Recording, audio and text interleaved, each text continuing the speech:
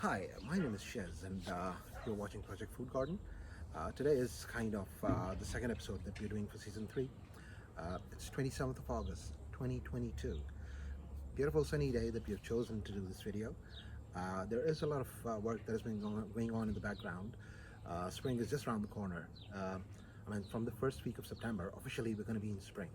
So naturally we had to do loads of seedlings. Not loads, considerable amount. We'll do the seedlings in patches this year. I remember last year I showed you all of this, where we had dropped the seed in the first week of August.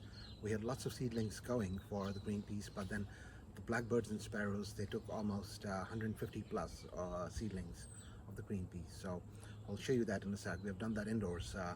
Apart from that, we have also germinated all varieties of tomatoes that we wanted to do. We are also doing lots of lettuce. I've successfully germinated chives this year. The approach has changed a little bit as compared from the last year. The more time you spend into this hobby, the better you get with time. It's only natural and logical. Even if you're just playing around in your garden, you absolutely learn with every season. So I did a little bit of experiment this year for the germination phase, and it has worked beautifully. We have used the river sand as the topping and the seedling trays, and the germination has been so swift, seamless, and beautiful. So we'll show you the seedlings in a sec as well. Apart from that, like I said, the more time you'll spend into the hobby, the better you will get with time. We have got about 15 different kind of berries that are going on in the garden right now. So apart from that are on top of my head, the strawberry patch is absolutely beautifully matured with time. We have just topped up, added a few more varieties. The loganberry we have shown you, we will show you in a sec. The loganberry has, it's a monster now. It's so beautiful. We've got coriander, we've got tayberry. It's comparatively a new addition. So the new additions are tayberry, we've got blackberry, we've got poisonberry, we've got red mulberry, and the ones that have matured, apart from logan and strawberry, is the white mulberry. The tree has grown a great deal. The black mulberry has grown a great deal. So lots of good things going on in the garden. And we will not be breaking our back like I did last year. Like I said, with the passage of time, as the garden is maturing, a food garden becomes so easy to maintain. Once you get into it. So the ground has been prepared. We'll show you in a sec. We have done massive, we've put in a lot of effort for doing the weeding. So things are looking really nice and neat. By the time we hit the Labor weekend, hopefully all the seedlings would be ready. Before that, we will be putting in the seedlings for the green peas as well. And we will cover the entire life cycle, just like last year. But we will definitely show you the hardening phase. We'll also show you one example of how to put seedlings in with the help of river sand. So let's get on with the rest of the episode and show you what's going on.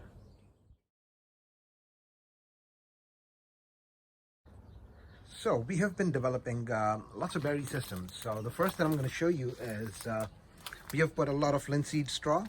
So exhibit A, that's coriander. It doesn't die during the winter. As you can see, it has started sprouting on this side as well. Then we have blackberry. That's one of the blackberries that we have up here. Then if you move a little backwards, all of these are red raspberry canes. And you can see they have started sprouting. You can see it's getting green. So we're just around the corner for the spring. So that's the first three berries. The red raspberry, the blackberry, and the coriander. And let's move on. So the viewers who've been watching my channel, they are familiar with this vertical planter that we had built last year. So not a lot of work this year. On this first patch, we had a massive plant which has been broken down. I took the plant out and I broke it down into another 10 or 15 plants. As you can see, they're not as massive, but they're doing quite all right. And we have done some work. We have done the weeding, we have put the linseed straw, and the overall look of the vertical planter is quite neat, as you can see. I mean, the plants are really healthy. I'm quite chuffed with the quality of the plants. A lot of them have started blossoming as well. Mind you, just like last year, the vertical patch was up and running in the month of July. Take a look. So things have been really looking quite good from the strawberry perspective. And like I said before, the majority of the hard work that we needed was last year. And this year, all we needed to do was load it up with a bit more feed. I've loaded it up with coffee grounds and a bit of compost. And hold on, bear with me. And there you go. What we need now is just stay uniform with the watering routine. And there you go. And we will start getting the fruit on it probably end of September or start of October. Also, we have added a few plants in the collection. Let me show you. So, see this tiny plant up here? That's yellow Alpine strawberry. That's one. And then we have another one up here. That's you will see that the leaves are comparatively smaller than the normal strawberry plant. That's also yellow Alpine strawberry. We have got another one up here. So we've got pretty much like 5 or 6 plants of yellow Alpine strawberry. So this is looking quite good. I've also germinated some strawberry plants within a contained environment in the house. We'll show you that in a sec. So overall, if we show you the strawberry patch, you can see that I've taken the netting down and it's pretty much good to go. Not a lot of work this year as far as the strawberries are concerned.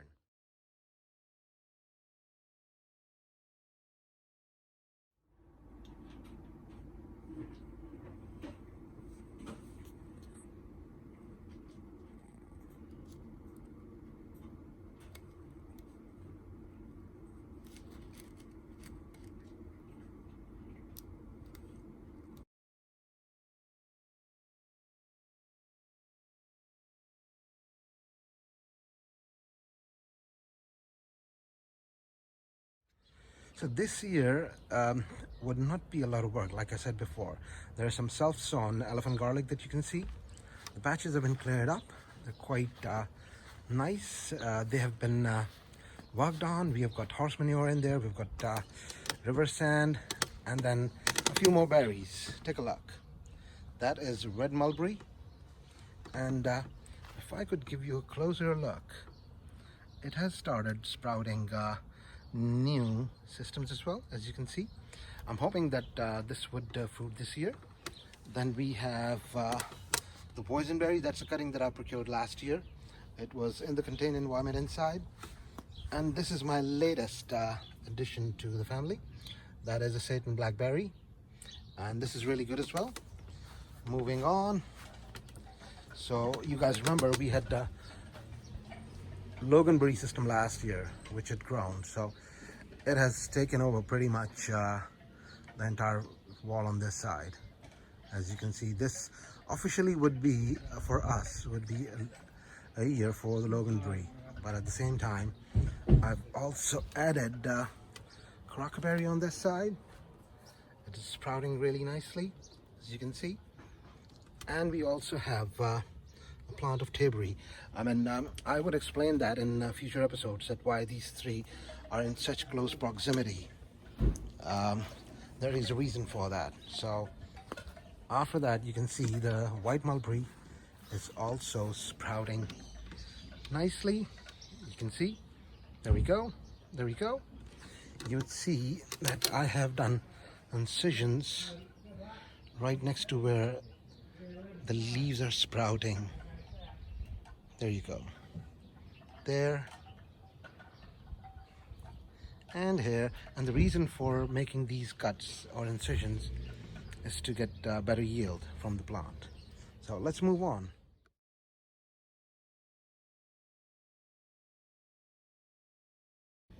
So the next one in line is the gooseberry. It looks completely empty right now. I mean, there's no activity on it, but it's gonna sprout soon. I can see. I'll try and take a closer look and show you that it is sprouting new leaves. There we go. There we go. It has got a beautiful fruit.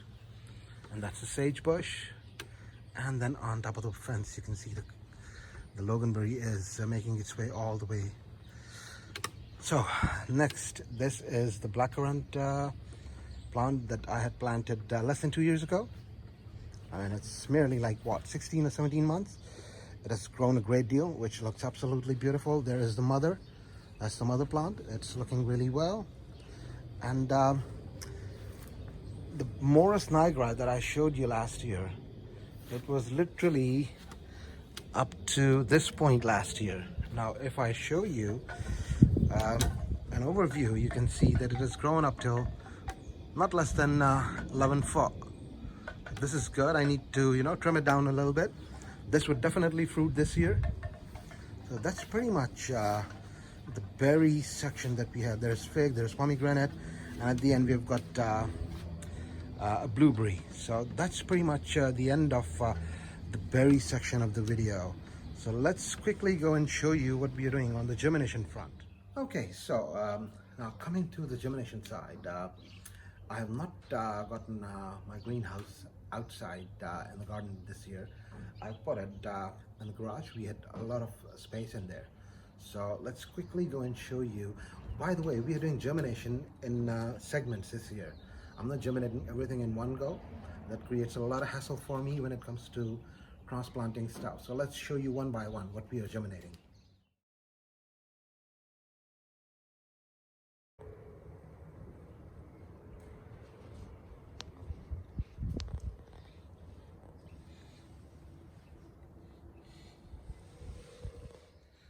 So the exhibit A for the germinations that we have done, this is green peas, as you can see.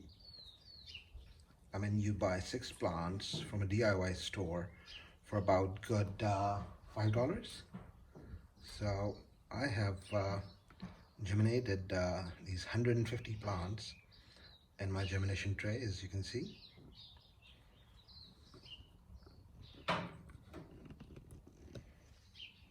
They look absolutely beautiful and healthy. And mind you, the reason of germinating them indoors is that last year I lost about good 200 plants to the blackbirds. So let me try and give you a closer look.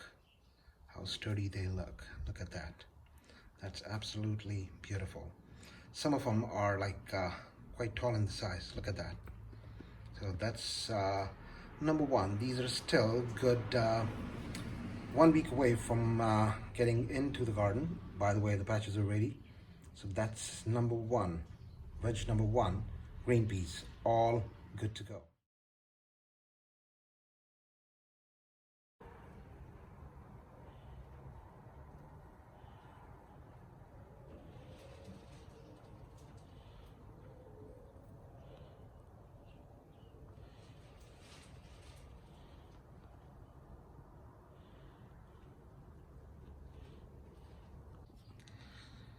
So the next one in line, which we want to be able to show you, are the tomato seedlings.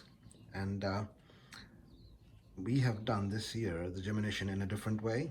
If I could give you a closer look, you could see the river sand on top.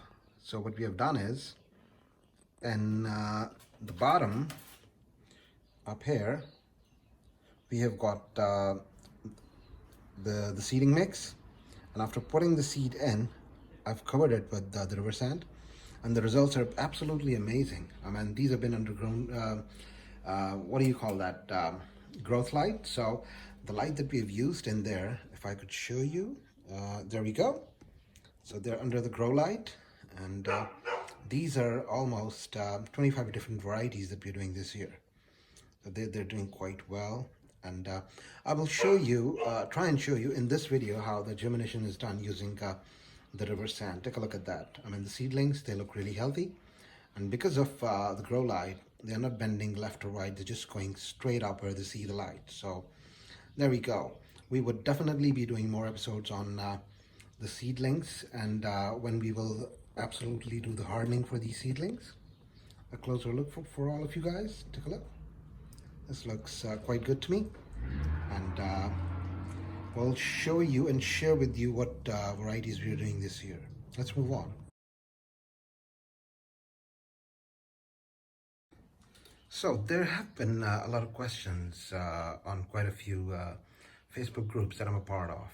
So the next one that you're looking at right now is coriander. It has germinated about 2 days ago. And again, if you can see up here, it's all river sand that I've used on top. So again, the mix is you use the potting mix, or your seeding mix in the bottom. You'll fill it up up till here, and then after you spread the seeds, you just sprinkle the river sand on top of the seeds. River sand is quite soft. It's really good for water drainage. Henceforth, when the seeds have to germinate, they don't have to make a lot of effort to, to germinate and, to root up. I mean, for the shoot to come out. So, as you can see, last year I did one of these containers. These are my last year seedling pots, and this year I'm doing 5.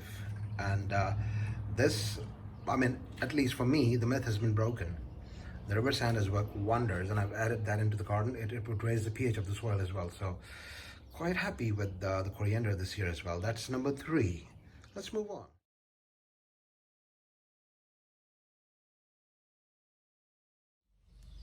So we also have germinated some pus lettuce and Great Lakes. The one that you're looking at on the front, this is cos, and the one at the back is Great Lakes.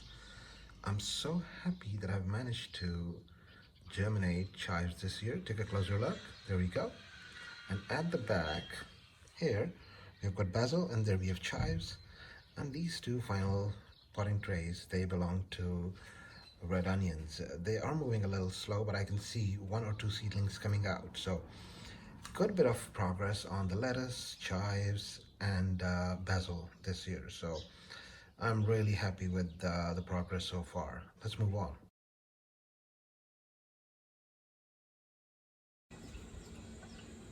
So let's show you how we had done the seeding this year.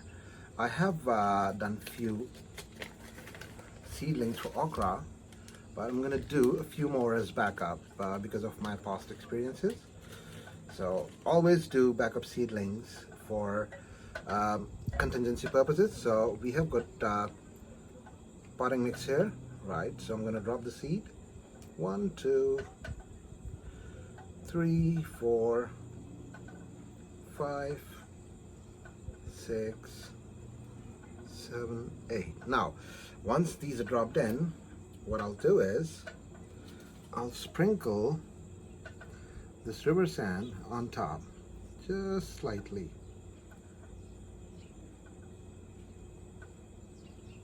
Make sure you cover all the seeds properly. There we go. There we go. And it's done. So we'll cover it nice and slow and make sure the covering is even. There we go. We can put some on the sides. There we go. A little bit more on this side.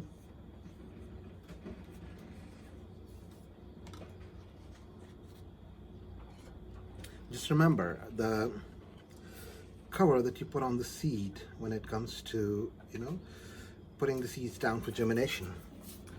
If the seed is like okra, which is like, let me show you the seed, which is like this big. So if the seed is like this, it needs to be like 2 times into the mix. If it goes any further down, it would struggle to germinate. But I'm banking my thoughts on the fact that because the sand is quite light, and it makes it really easy for the seedlings to germinate through the sand. So that's pretty much it. The only thing that is left now, which I'm going to do after this, I forgot to bring in the sprayer, so I just need to give a decent amount of hydration to this pot, and that's pretty much the end of it.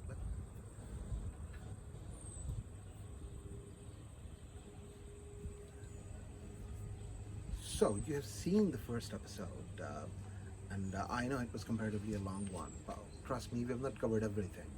We've just shown you the tomatoes and the green peas and the lettuce and the chives and basil, which I'm really excited about.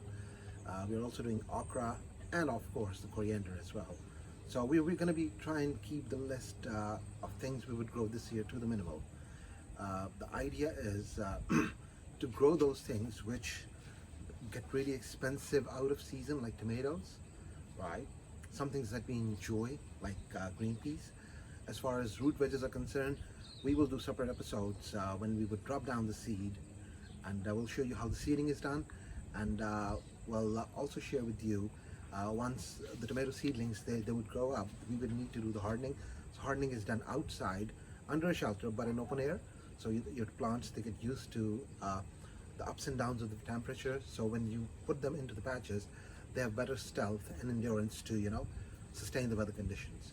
So on that note, we will bid you goodbye for now. I hope you like this episode. If you have any feedback, feel free to pop that into the comments, and we'll see you soon again with another episode. Have a lovely morning, afternoon, evening, and night, wherever you are. Goodbye.